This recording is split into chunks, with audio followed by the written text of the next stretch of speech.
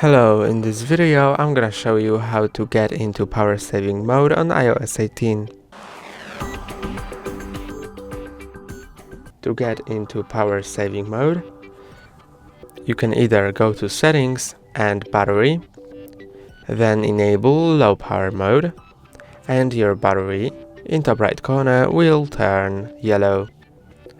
You can also enable low power mode by sliding from the right top part of your screen to reveal control center and either finding a battery icon here, and if you don't find it, click on a plus in top left corner, then press on add a control and find low power mode. Click on it and now it's been added. You can also resize it or rearrange it.